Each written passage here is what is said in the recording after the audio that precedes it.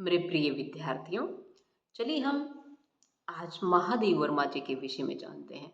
महादेवी वर्मा हिंदी साहित्य की एक प्रसिद्ध कवित्री रही है। हिंदी साहित्य के छायावादी जो युग है उसमें चार प्रमुख स्तंभ माने गए हैं। सुमित्रा नंदन पंत है, जयशंकर प्रसाद है, सूर्यकांत त्रिपाठी निराला। उन्हीं में से एक महादेवी वर्मा जी रही हैं। ये महादेवी वर्मा आधुनिक युग की मीरा भी कहलाती हैं। इस महान विभूति का जन्म 26 मार्च सन 1907 में फर्रुखाबाद में हुआ था। बाल विवाह हुआ, लेकिन इन्होंने जीवन भर अविवाहित रहने का निश्चय किया और उसी तरह एक अविवाहित की तरह अपना जीवन यापन किया। प्रतिभावान कवित्री और गद्य साहित्यकार लेखिका महादेवी वर्मा संगीत में, साहित्य में तो रुचि रखती ही थी, साथ में ये एक कुशल चित्रकार और सृजनात्मक अनुवादक भी रही थी।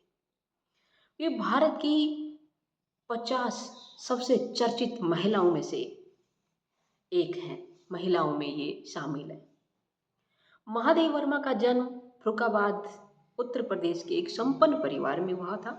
इस परिवार में लगभग 200 वर्षों तक किसी कन्या का जन्म नहीं हुआ।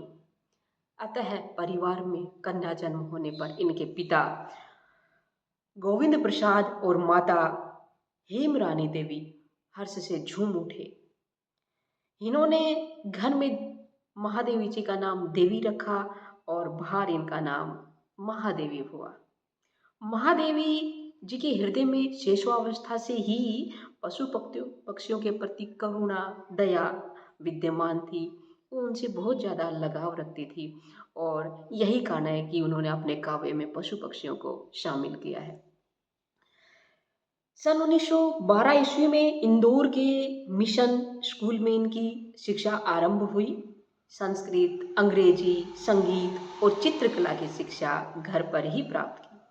सन 1916 ईस्वी में श्री स्वरूप नारायण से इनका विवाह हुआ, परंतु महादेवी जी पति पत्नी संबंध को स्वीकार न कर सके। मैंने पहले ही कहा था बाल विवाह हुआ था, लेकिन ये उस विवाह को इन्होंने स्वीकार नहीं किया।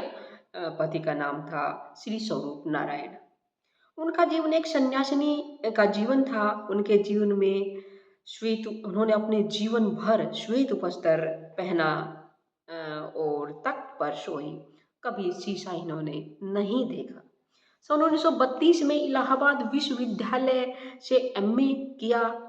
भगवान बुद्ध के प्रति गहन भक्ति आस्था होने के बाद ये भिक्षुणी बनना चाहती थी, परंतु महात्मा गांधी जी के संपर्क और उनकी प्रेरणा से उनका मन सामाजिक कार्यों की ओर उन्मुख हो गया। प्रयाग विश्वविद्यालय से एमए करने के बाद इसी विश्वविद्यालय में प्रधानाचार्य के पद पर ये आसीन हुई और चांद जो पत्रिका है इसका निःशुल्क संपादन इन्होंने किया। इनकी जो काव्य रचनाएं हैं उनमें है निहार, रश्मि, नीरजा, संध्या गीत, दीपशिखा, अग्निरेखा, प्रथम आयाम, सप्तपर्णा, यामा। यामा पर इन्हें सन 1982 में ज्ञानपीठ पुरस्कार भी मिला था, जो हिंदी साहित्य का सर्वोच्च सम्मान है। नीलांबरा आदि इनकी कुछ रचनाएं हैं। उनकी गद्य कृतियों में मेरा परिवार पशु पक्षियों पर आधारित है। जो मैंने बताया था कि शैशवावस्था में पशु पक्षियों के प्रति इनके मन में दया करुणा की भावना उत्पन्न हो गई थी, वो आजीवन इनके मन में विद्यमान रही। इनकी एक हिरणी भी थी, सोना, बसंत नाम का कुत्ता था, बिल्ली भी पाल रखी थी इन्होंने, गिलहरी, मोर, बहुत सारे पशु पक्षी पाल रखे थे।